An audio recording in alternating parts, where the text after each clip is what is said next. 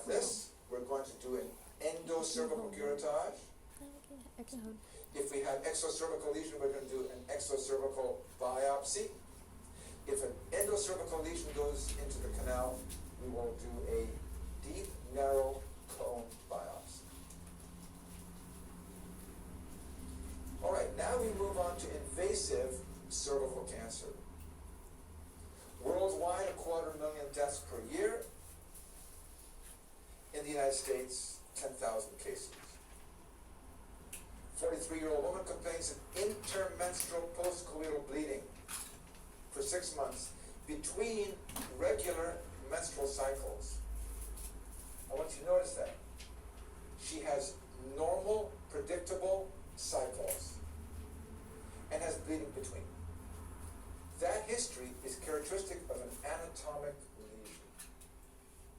If her history was of abnormal, unpredictable bleeding, can't tell when it's coming, can't tell when it's going to go away, doesn't know how much, that is typically going to be anovulatory bleeding from hyperplasia.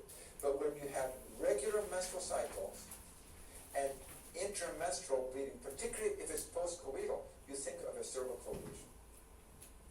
On exam, a 3-centimeter exophytic mass is seen on the anterior lip of the cervix. The rest of the pelvic exam is normal. Right, you're normal except for cancer. Great. Obviously you want to do a biopsy of this. And here you can see this large lesion on the anterior lip of the cervix.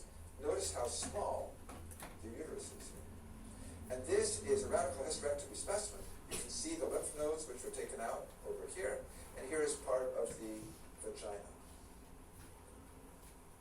Again, this is the lymph nodes on either side. You can see part of the proximal vagina is removed, invasive cervical cancer. Again, to review, the most common gynecologic cancer is endometrium, followed by ovary. Cervix is number 3. Vulva is the least likely. The most common is endometrial. Definition. The definition is the basement membrane has been penetrated.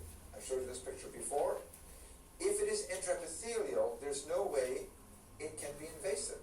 It's once the cells have gone through the basement membrane that now it becomes invasive carcinoma. How do you know it did? You've got to do a biopsy.